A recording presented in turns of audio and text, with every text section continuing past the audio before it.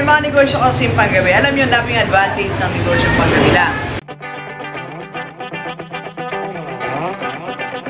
Para each time na makikita mo yung mga outside positive day delivers, this is local shall be added unto you. Ang ibig ba yung mga tingnan? So second is to be organized para maging righteous. Start your journey on how to become rich. Thank you very much. Let's go, let's go.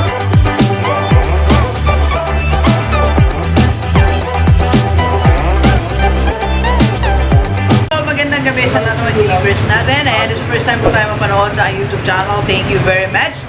Please subscribe, click na po yan do. Gigi, Sunga. Alright, so ngayon ay galing tayo ng office, sports fest pa rin natin. At tayo ay nagala muna. Para may iba naman yung ating mga nakikita. Kasi laro. Ganito, so mga negosyong panggabi.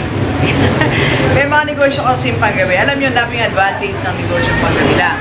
So, una-una, pwede siyang part-time lang na management. So, kung ikaw ay nagtatrabaho, employee, meron kang existing na business, so pwede mo siya i-monitor sa gabi lang. Okay, so that's one. Second, hindi siya masyadong stressful kasi ilang hours lang eh. Sa gabi lang talaga siya nagaganap. Okay?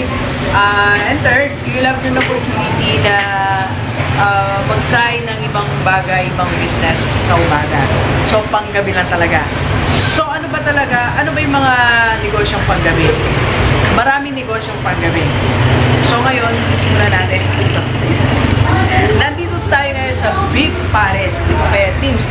Kung naalala nyo, sa Love Delivers natin, na-vlog na natin to eh.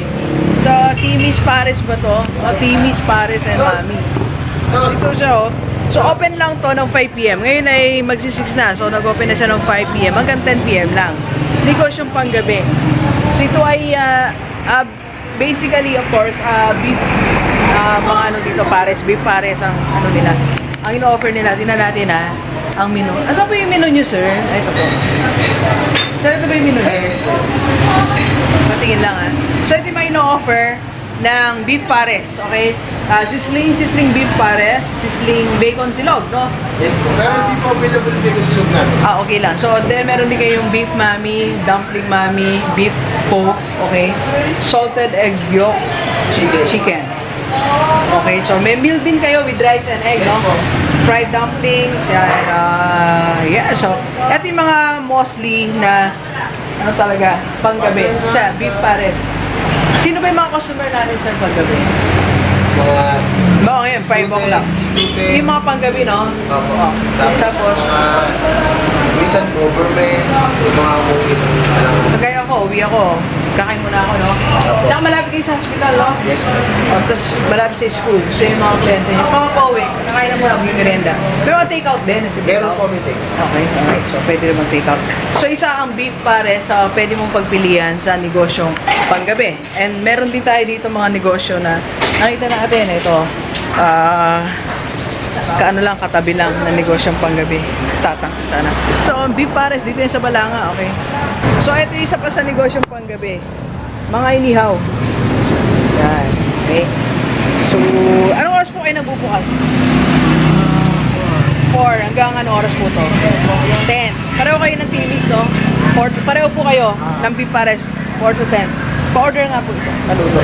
So, tikman natin isa. Inihaw. So, sino po yung mga karamihang customer nyo? Kami lang. So, ito na yung order natin. Ano pa? Sizzling po ito, no? Kineng! Dalawang beef mami. For day. So, ano pa ba yung mga negosyong panggabi? Negosyong panggabi, mga pwede rin mga goto. Diba? So, marami yan banda sa amin eh. Goto, lugaw. Right? So, ngayon, bare mats, ang mga negosyong panggabi, pwede rin Mami po. mga Beef pares.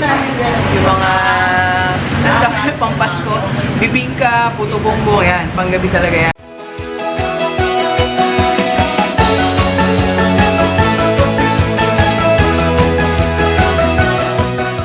So, tanungin natin yung mga staff ng Timis Pares.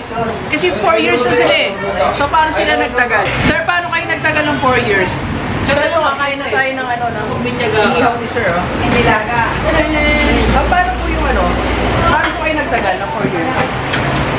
Nagtyaga lang po sa trabaho na to na nag-sumikap na kumanda yung pakisama namin sa customer para pwede sila bumalik anytime. Anytime. Binabalik-balikan kayo yan, no? Yes po. May mga, actually nga po may mga customer regular na po kami dito. Yung lasa, na-maintain nyo, no? Maintain naman po yun kasi hindi lang po babalikan yung store namin dito kung di maintain yung lasa namin.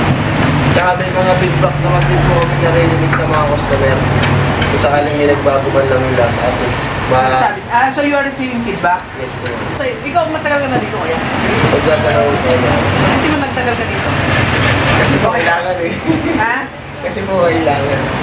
Pero gusto mo naman ang work. Hindi, ano po kasi ako, working student po ako. Hanggang ngayon? Apo. Anong course mo? Electrical technology po. Saan? Negosyong? Apo. Ba't di ka nag-isa? Isa ako eh. Hindi, pero dati din po ako sa Micro City IT. Right, so thank you po.